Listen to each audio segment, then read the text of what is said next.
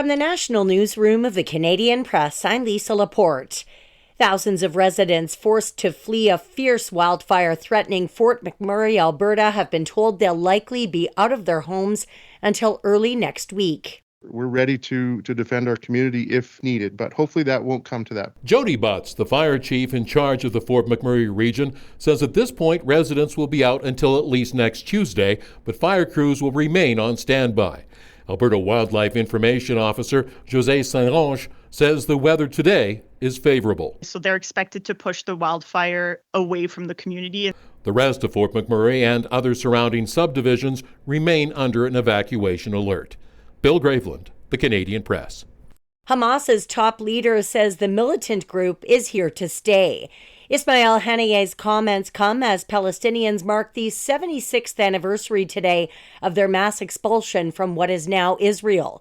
His remarks appear to be responding to conversations about the future of the Gaza Strip as Israel and the U.S. disagree over a vision for who will administer the territory once the latest Israel-Hamas war is over.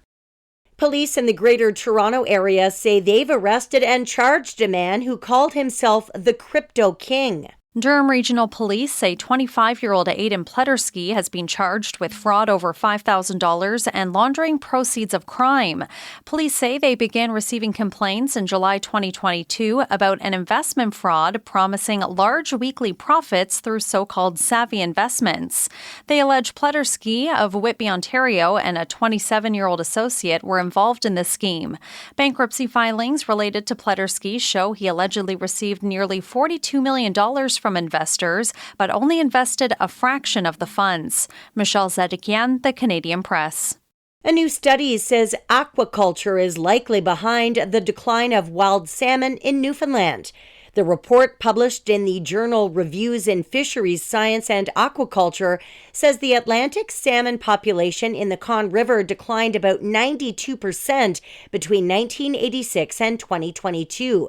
It says the impacts of escaped farmed salmon breeding with wild salmon are likely the main contributors. And a world-famous magician is now facing new and renewed allegations of sexual assault.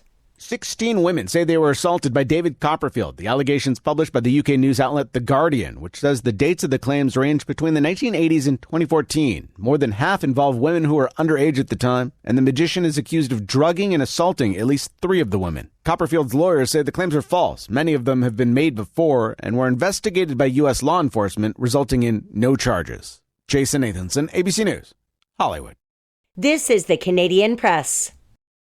In sports, CFL players will have the option of wearing protective soft shell helmet covers during games this season, but mouthguards will be mandatory. The CFL says the introduction of Guardian caps and other measures has led to a 42% decrease in training camp concussions, and it is now the first pro sports league in North America to mandate the use of mouthguards.